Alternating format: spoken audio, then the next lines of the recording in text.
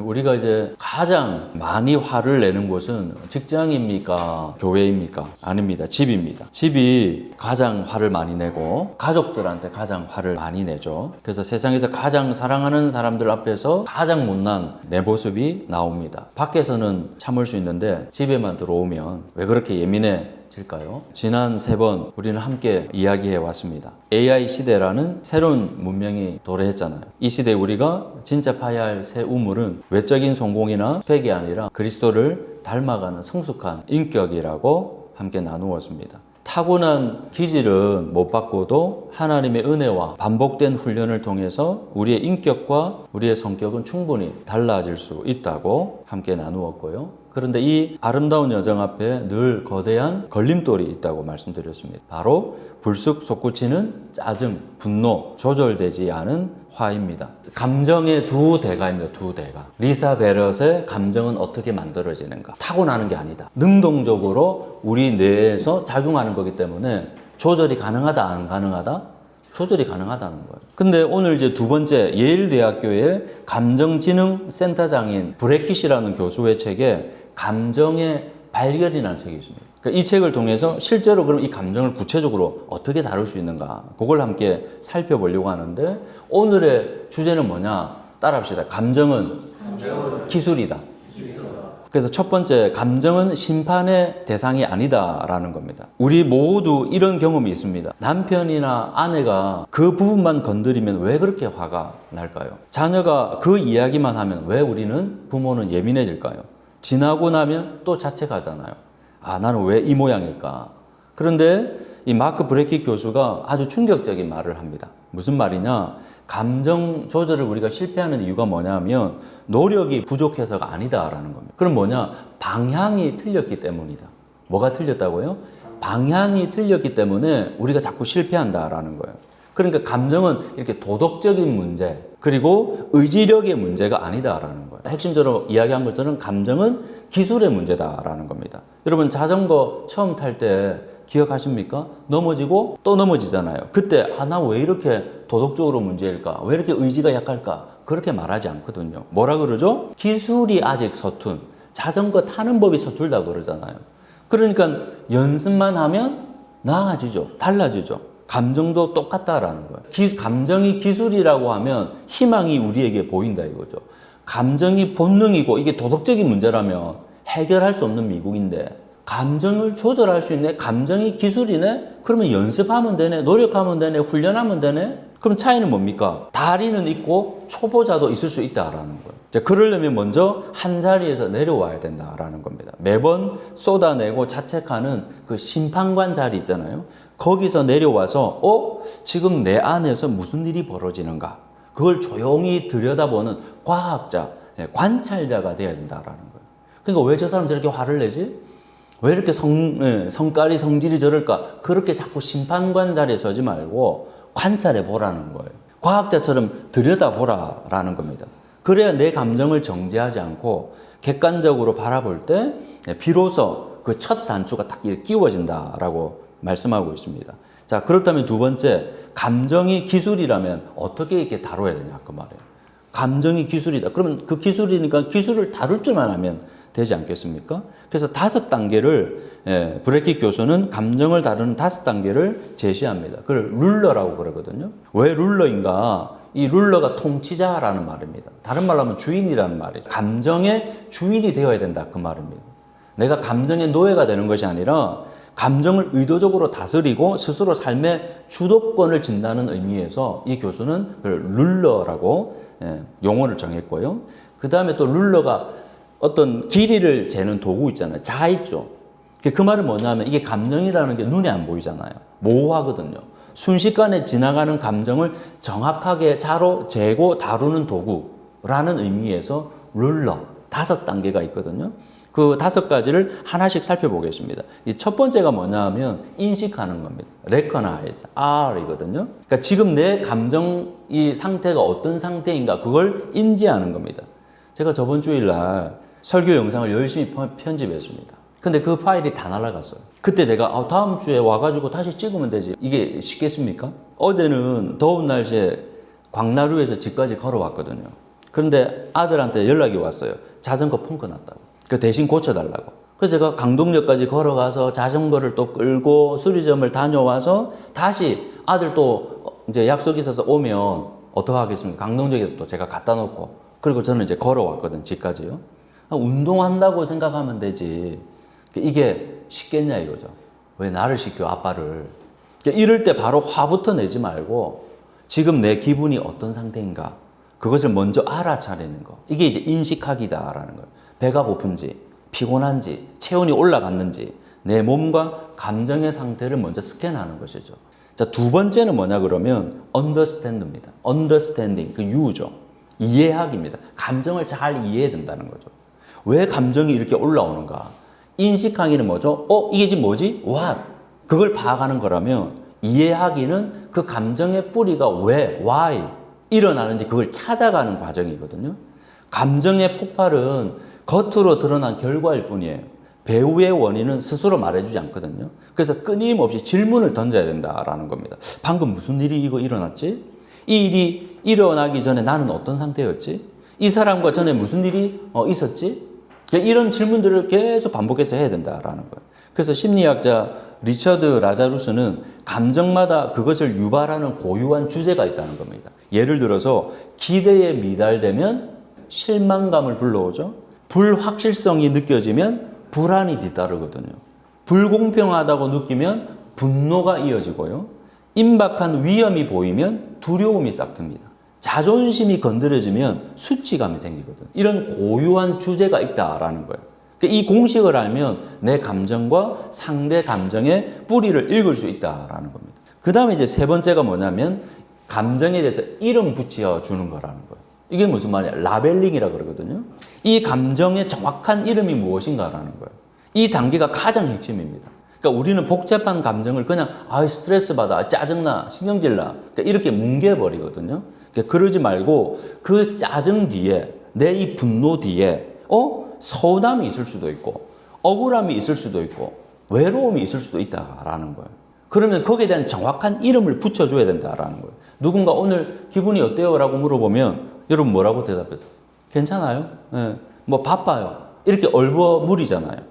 근데 브레이키 교수는 말합니다. 괜찮아요는 사실 이런 뜻이라고요. 더 묻지 말아주세요. 보여주기 싫어요. 라는 거죠. 그래서 UCLA 연구팀의 실험이 있는데요. 고통스러운 감정에 정확한 이름을 붙이자 뇌에서 공포와 분노를 처리하는 편도체 활동이 즉시 감소했다는 거예요. 뿐만 아니라 반대로 감정을 조절하는 전전두 피질이 활성화되었다라는 거예요. 그러니까 이름을 붙이는 것만으로도 뇌가 바뀐다라는 겁니다. 그러니까 실제 사례가 있습니다. 이 저자의 아버지가 새어머니하고 같이 살고 있었거든요. 재혼을 한 거죠. 근데 이제 손자에게 항상 이 새어머니한테 매달리는 거예요, 손자가. 그때마다 아버지가 화가 났다는 거예요. 아니, 손자가 와서 할머니한테 안기는데 그게 뭐가 화가 나겠습니까? 그래서 이상하다 싶어서 저자가 유도 질문을 통해서 찾아낸 게 뭐냐면 이 진짜 감정이 뭘까라는 거예요. 왜 화가 날까 이거예요. 손자가 이렇게 자기 아내한테 안기는 건데 그게 분노가 아니라 질투였다는 겁니다. 그러니까 새어머니의 관심을 빼앗겼다는 질투. 그래서 아버지가 그 감정에 질투라는 정확한 이름을 붙이니까 행동이 바뀌고 부부 생활이 달라졌다라는 거예요. 그러니까 뉴욕의 한 교실에서 감정 측정 도구를 도입했습니다. 이걸 이제 무드 미트라고 그러는데요. 근데 이걸 이제 측정 도구를 해가지고 아이들한테 연습을 훈련을 시켜서 배우게 해서 감정이 일어날 때마다 그냥 짜증나, 기분이 좋을 때 뭐 대박 이 정도의 단어 수준이 아니라 엄청 많거든 우리 감정은. 그걸 다양한 상황 속에서 배우고 익히면서 어떤 일이 벌어졌는가, 나 지금 짜증나, 거슬려 이런 하는 말들을 통해서 표현하게 했더니 1년 만에 학교에 폭력이 사라졌다고 합니다. 감정에 이름 붙이는 이 어휘가 풍부할수록 감정을 다루는 능력이 커진다 그 말이에요. 여러분 나이가 들어보세요. 점점 어휘 수가 줄어들거든요. 그래서 뭔가 물어보면 모르겠다고. 그 말은 뭐냐면 나 지금 대화하기 싫다는 거고 내가 가지고 있는 경험이나 어휘가 점점 없어서 그렇게 표현하는 거거든요. 그래서 우리가 구사하는 어휘의 양이 결국 감정의 지혜를 결정한다 그 말이에요. 풍부한 어휘량을 가지고 있는 사람이 감정을 조절하는 데도 훨씬 유익하다 그 말입니다. 그 다음에 이제 네 번째가 뭐냐 그러면 이제 표현하는 거예요. express. 감정을 표현해야 된다 그 말입니다. 안전하게 감정을 내가 꺼낼 수 있는가. 억누르면 안 된다 그 말이에요. 내가 지금 기분이 상해 있는데 여러분 참을 때가 많잖아요.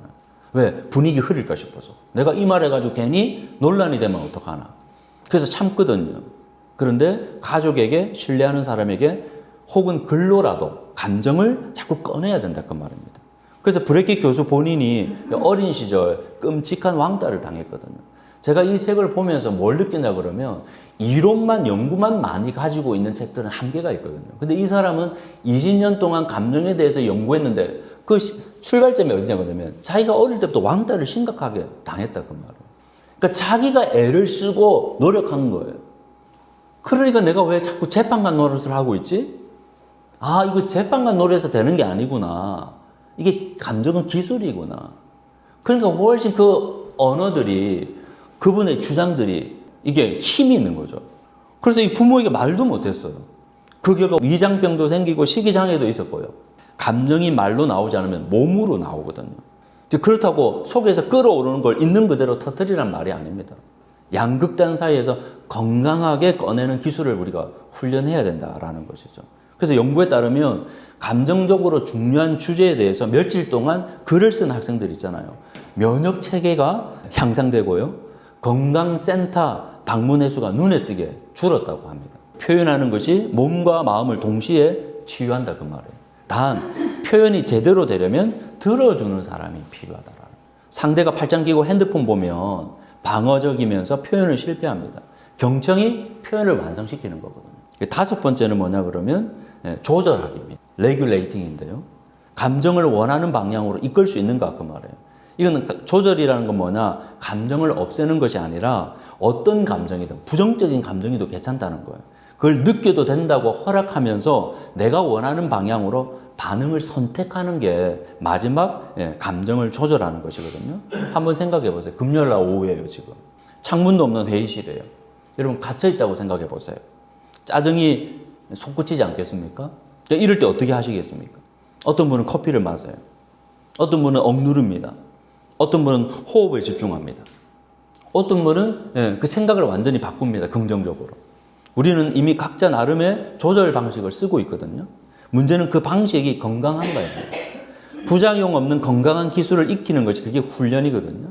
그러니까 이 5단계가 반복되고 내면화될 때 하나님의 인격, 예수의 인격, 이제 우리 거룩한 습관을 통해서 새겨지는 자연스러운 인격으로 변모될 수 있다라는 것입니다. 자, 그렇다면 일상에서 분노가 불꽃처럼 끓어오를 때 우리는 어떻게 이 룰러를 작동할 수 있을까요? 첫 번째가 뭐라고요? 인식해야 된다는 거예요. 그 인식한 걸 어떻게 해요? 그 감정의 원인이 뭔가를 이해해야 되겠죠. 이해했으면 어떻게 되겠습니까? 이름을 붙여야죠, 정확하게. 이름 붙이고 나면 어떻게 될까요? 네, 그걸 표현해야죠. 그리고 이것을 어떻게 하면 내 스스로 점점 조절하는 걸 이 5단계를 계속 하는데 그래도 불꽃처럼 끓어올 때 그 찰나가 있잖아요. 그럴 때 이 룰러를 어떻게 작동시킬까? 감정은 방아쇠가 당겨지듯이 순식간에 타오르거든요. 그 불꽃을 놓치면 폭발합니다. 제어 안 되는 자동문처럼 소리를 지르고 거친 말이 쏟아지잖아요. 그러니까 이 흐름을 끊는 유일한 방법이 있는데 그게 뭐냐면 멈추는 겁니다. 스탑이죠, 스탑. 그래서 위험을 만난 모든 생명체가 본능적으로 하는 첫 반응이 뭐냐면 이렇게 얼어붙는 거거든요. 그러니까 스탑하는 겁니다. 그러니까 화가 치밀 때 숨을 깊이 들이쉬고 하나, 둘, 셋. 그러면 부교감 신경이 활성화되면서 실제로 끌어오르던 체온과 목소리 톤이 서서히 내려갑니다. 근데 여러분 아시겠지만 한번 끌어오르면 내가 확 지르잖아요. 그러면 나중에는 더 질러지고요. 나중에 이게 습관화돼서 잘 안 되거든요. 엄청난 노력이 필요합니다. 그래서 야고보서 1장 19절에 이렇게 말하죠. 사람마다 듣기는 속히 하고 말하기는 더디하며 성내기도 더디하라. 말하기와 성내기를 더디한다는 것이 뭐죠? 스탑, 멈춘다 그 말입니다. 반응하기 전에 잠깐 멈추는 그 찰나의 공간에 이걸 뭐라고 하냐면 메타 모먼트라고 합니다. 뭐라고요? 스탑, 메타 모먼트. 그리고 그 멈춘 공간에 누구를 불러야 하냐? 되고 싶은 나를 초청한다 이거죠. 화를 확 지르지 말고 그때 탁 멈추고 내가 소리 지르면 또 문제가 생길 텐데 내가 그런 존재가 되고 싶지 않은데 내가 바라고 기대하는 이상적인 나를 한번 상상해 보는 것이죠. 그리스도를 닮아가는 내가 지금 이 상황에서 어떻게 반응해야 되는 게 마땅한지, 예수님이라면 어떻게 하실까? 그 멈춘 공간 안에 그걸 생각해 보라 그 말이에요. 제3자의 눈으로 나를 바라보면서 주님의 마음을 그 순간에 대입해 보는 겁니다.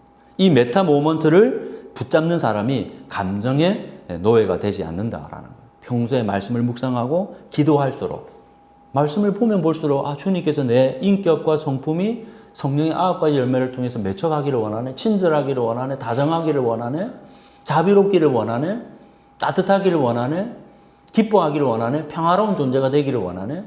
그게 점점 새겨지면 새겨질수록 화가 날 때마다, 분노가 일어날 때마다 그러면 안 되지. 마지막으로 우리의 인격이 가장 치열하게 드러나는 현장이 어딘지 아십니까? 대화입니다. 대화. 감정의 90%는 대화 중에 일어납니다. 그런데 왜 가장 사랑하는 사람들과 대화할수록 상처를 주고받을까요? 내과학이 말합니다. 인간은 대화할 때 내 이야기를 하면서 주도권을 질 때 쾌감 중추가 강하게 자극을 받습니다.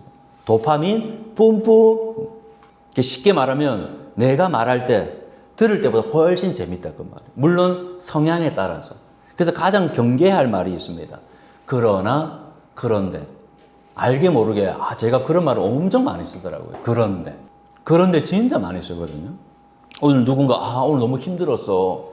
그러면 힘들었네 하면 될 텐데, 그런데 나는 더 힘들었어. 그런데가 끼어드는 순간 상대의 감정은 공중에서 추락합니다. 대화는 전쟁터가 됩니다. 그래서 심리학자들이 그러나 그런데 이걸 전환 반응이라고 그러거든요. 상대 이야기의 주도권을 내 쪽으로 빼앗아 오는 겁니다. 그래야 내 주장을 관철시키고 훈수를 두면서 우월감을 느끼고 싶어 한다 그 말이에요. 인간은 본능이라는 거예요. 근데 반대 기술이 있습니다. 뭘까요? 그리고입니다. 그리고. 오늘 너무 힘들었어. 그리고 어떻게 됐어? 더 얘기해봐. 이걸 지지 반응이라고 합니다. 하나님 나라의 대화 법칙은 세상과 정반대죠. 대화는 지는 사람이 이기는 게임입니다. 주도권을 상대에게 완전히 넘겨주고 상대가 마음껏 말할 수 있던 그런 공간을 열어주는 것. 지금 상대가 이야기를 신나게 하고 있는데 내가 무슨 말을 할 건지 머리에서 생각하는 사람들이 있거든요. 그러니까 중간에 자꾸 끼어들죠. 근데 그게 아니라 경청하는 겁니다. 경청.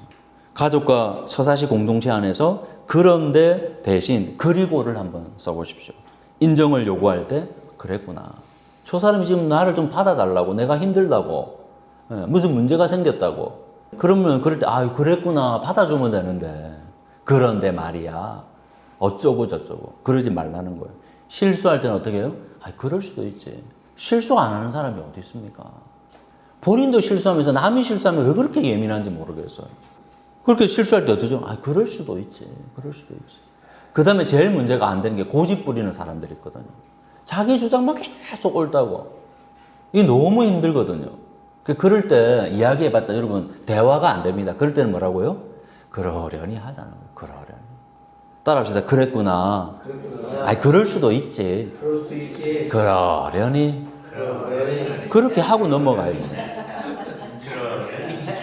신났네. 그러니까 이런 한 단어가, 이런 우리 마음의 자세가 가정과 교회의 우리의 관계와 사랑의 온도를 바꾼다 그 말입니다. 사랑하는 우리 서사시 성도 여러분, 감정 성숙은 4주짜리 프로그램으로 완성되지 않습니다. 지금 우리가 4번 했잖아요. 평생에 걸쳐 날마다 다듬어 가야 할 영적인 과정입니다. 이 감정을 20년 이상 연구한 브레키 교수도 고백합니다. 피곤하고 지칠 때, 몸이 힘들 때 있잖아요. 자신도 조절이 잘 안 된다고. 그러면서 이렇게 조언합니다. 너무 그럴 때 가혹한 심판관이 되지 마십시오. 1년에 2%나 5%만 나아지는 것을 목표로 삼으세요. 그 변화가 쌓여서 인생 전체를 바꾼다 그 말. 영화 퍼펙트 데이즈의 히라야마를 기억하시죠? 도쿄 공중 화장실 청소하는 사람. 사람들이 그 무시하고 지나쳐도 억울해하거나 화내지 않고 파란 하늘을 보면서 이렇게 미소 짓는. 청소할 시간에 바쁜데 누가 들어오면 나가서 잠잠히 기다렸던 그 여유. 오히려 다장하게 세상을 해석하면서 조용히 웃잖아요. 이게 어떻게 가능할까? 매일의 반복 속에서 내면의 평화를 성품으로 새겼기 때문에 그렇단 말이에요. 우리도 오늘 넘어질 겁니다. 메타 모먼트를 놓치고 폭발할 겁니다. 스탑! 멈춰야 되는데 멈추지 못하고 폭발하죠. 그러나를 버리겠다고 다짐하더라도 또 꺼낼 겁니다. 나중에 모임 속에 한번 보십시오. 제가 또 그런데 하고 있을 겁니다. 괜찮습니다. 왜냐하면 우리의 변화는 점수의 함수가 아니라 은혜의 선물이기 때문에 그렇습니다. 빌립보서 2장 12절 13절 이렇게 말해요. 두렵고 떨림으로 너희 구원을 이루라. 너희 안에 행하시는 이는 누구라고요? 하나님이시라. 우리가 노력하면 하나님이 이루십니다. 하나님은 인격 성숙이라는 이 구원의 내용을 우리의 삶의 기쁨과 소원으로 자리 잡게 만드셔서 실천하도록 이끄십니다. 놀라운 비밀이죠. 억지로 하는 게 아니라 세상은 다 성공인데 스펙인데 잘 먹고 잘 사는 건데 든든한 노후인데 그런데 구원의 내용이 하나님은 인격 성숙이라고 이거 돈도 안 되는 건데 그런데 그걸 내 마음의 소원을 두게 하셔서 그 열망으로 내가 그걸 추구하면서 가는데 놀라운 신비는 뭐냐면 그때 하나님께서 같이 일하고 계시다 그 말입니다. 이 신비한 협력이 성숙을 만듭니다. 결국 그리스도를 담는 신적인 존재로 완성된다 그 말입니다. 그래서 오늘 에베소서 4장 13절 15절에 보니까 우리 모두가 하나님의 아들을 믿는 일과 아는 일에 하나가 되고 온전한 사람이 되어서 그리스도의 충만하심의 경제까지 다다르게 됩니다. 우리는 더 이상 어린아이로 있어서는 안 됩니다. 우리는 인간의 속임수나 강교한 술수에 빠져서 온갖 교훈의 풍조에 흔들리거나 이리저리 밀려다니지 말아야 합니다. 우리는 사랑으로 진리를 말하고 살면서 모든 면에 자라나서 머리가 되시는 그리스도에까지 다다라야 합니다. 마지막으로 스탠퍼드 교수인 러셀 로버츠 교수는요, 애덤 스미스, 근대 경제학의 아버지죠. 그분이 이제 대표적인 국부론이거든요. 근데 또 다른 책이 뭐냐면 도덕 감정론이 있습니다. 이제 그걸 읽고 재해석한 책이 뭐냐면 내 안에서 나를 만드는 것들이라는 책이 있습니다. 원제목은 뭐냐면 애덤 스미스가 어떻게 당신의 삶을 바꿀 수 있는가. 그러니까 애덤 스미스는 답을 이렇게 내놓습니다. 인간이 본능적으로 원하는 건 뭘까요? 사랑이죠. 존경받는 거죠. 관심받는 거잖아요. 인정받는 거잖아요. 근데 이를 얻기 위한 두 가지 길이 있다는 거예요. 첫 번째는 뭐냐? 부자가 되고 유명해지는 겁니다. 모든 사람들이 다 바라는 거죠. 얼마나 좋을까요? 근데 약점도 있습니다. 세상의 관심 때문에 편안함과 자유를 잃게 되는 희생이 따릅니다. 인기와 명성을 얻어보십시오. 사람들이 얼마나 불편하게 만듭니까? 또 하나는 주변의 거짓 칭찬과 아첨에 취약해집니다. 그래서 진실한 인간관계를 갖는 게 쉽지 않거든요. 두 번째는 뭐냐? 지혜롭고 선한 삶을 추구하는 겁니다. 현명하고 도덕적인 사람이 되는 거예요. 대단한 부와 권력이 없어도 지혜와 미덕의 길을 걷는 것만으로 충분히 타인의 사랑을 내가 받을 수 있구나. 그것이 진정한 매력 자본이 된다는 통찰이에요. 지금 자본이 있어야 뭔가 지금 주가가 막 오를 때 막 투자해서 내 미래를 지금 보장받는데 근데 애덤 스미스는 뭐라고 그러냐면 매력 자본을 가져야 된다는 거예요. 인격적인 그 성숙의 삶을 통해서. 결론적으로 애덤 스미스는 명성을 쫓는 화려한 길 대신에 올바른 성품을 바탕으로 조용하지만 우아하게 빛나는 이 두 번째 길을 선택할 것을 권장합니다. 그러니까 어떤 길을 내가 선택하냐에 따라서 그 한 사람의 성격과 행동 그리고 궁극적으로 나라는 사람이 만들어진다 그 말이에요. 내 인생은 돈이야. 내 인생은 명성이야. 내 인생은 인기야. 성공이야. 그걸 추구하는 것과 내 인생의 성경은 주님을 닮아가는 거야. 나중에 만들어진 결과물을 봤을 때 차원이 달라진다 그 말이에요. 그래서 헤르만 헤세의 소설에 보면 시타르타는 책이 있습니다. 그 주인공 시타르트의 삶의 다양한 과정 속에서 진리는 타인의 가르침이 아닌 스스로의 탐구를 통해 얻어진다. 진리의 핵심은 결코 누군가에게 배울 수 있는 것이 아니고 스스로 부딪히고 경험하면서 깨달아야 된다 그 말입니다. 새 우물을 파야 하죠. 왜 인격 성숙이 중요합니까? 왜 인격 성숙이 구원의 내용이라고 이야기하죠? 목사님의 생각 아닌가요? 저 깊이 생각해 보지 않았는데요. 새 우물을 파자고 하는 거 목사님이 파라고 했지 뭐 제가 파고 싶진 않은데요. 건강하고 싶다면 뭐든 움직여야 되잖아요. 건강하고 싶은데 아무것도 안 하고 있으면요. 건강은 이렇게 하면 정말 건강해집니다. 최고의 박사가 오더라도 내가 움직이지 않으면 사랑받고 사랑하고 싶은데 말은 그래요. 나 사랑받고 싶다고. 나 사랑하고 싶다고. 근데 아무것도 안 해요. 누군가의 말은 아무 소용이 없습니다. 사랑의 대가이신 예수님이 오셔가지고 사랑받으려면 사랑하려면 이러면 된다고 했는데 여러분이 그건 뭐 예수님의 말씀이지. 이러고 있으면 아무 변화가 없다. 내가 깨달아야 돼. 내가 행동해야 돼. 주변에서 아무리 믿으라 그래도 내가 믿어야 돼. 목사가 아무리 하나님 말씀이 진리입니다 하더라도 내가 하나님을 알아가야 돼. 여러분 마지막에 그 사람의 품격을 보세요. 여러분 마지막에 자녀에게 우리 아버지는, 우리 엄마는, 우리 교회 목사님은 무슨 얘기를 듣고 싶으십니까? 소유가 아니라 인격의 성숙입니다. 나이가 들면 들수록 더 품격 있는 언어, 품격 있는 태도, 그 모습을 보면서 주님의 구원이 그 안에서 완성되어져 가네. 이런 깨달음이 나도 새우물을 파야지. 이게 성경에서 찾아보니까 맞네. 목사님 말이 아니라 내가 성경을 읽어보니까 그렇네. 그래야 사람이 화를 안 내고 다정해져야 나도 살고 행복하고 나와 같이 사는 가족들도 행복하고 한평생 고생했던 내 아내가 내 다정함 때문에 행복해질 수 있다면 내가 뭐라도 할 수 있잖아요. 한평생 고생했던 그 남편을 위해서 내가 그 남편을 조금만 존중해주면 그 남편이 우울하고 행복할 텐데, 어려운 것 아무것도 아닌데, 내 사랑하는 자녀가 지금 이 세상에서 얼마나 힘든데 여기서라도 너 왜 그거 못해서, 왜 그거 자격증이 없어서, 뭐가 없어서 공격하지 말고 너 할 수 있다고 힘을 주고 붙들어주면 어떻게 성장하고 발전할지 모르는 무한한 가능성을 가지고 있는 내 자녀에게 왜 그렇게 홀대하면서 하냐 그 말이에요. 축복의 언어로 살리면 살아날 아이를, 사람들을 우리가 그렇게 속고 있다 그 말이에요. 그래야 교회도 살고 우리도 함께 사는 것 아니겠습니까? 그래서 이 깨달음은 제가 쉽게 줄 수 있는 게 아니라 여러분이 깨달으셔야 돼요. 나로부터 시작하자. 그러니까 행복해지잖아요. 가정이 화목해지잖아요. 그 모습을 보면서 나도 행복해지잖아요. 그래서 이 깨달음의 축복이, 그래서 나도 행복해지고 너도 행복해지고 우리 가정도 행복해지고 우리 서사시도 행복해지고 서사시에 새롭게 오시는 사람도 그 모습을 보면서 행복해지는 놀라운 축복이기를 주의 이름으로 축원합니다. 기도하시겠습니다.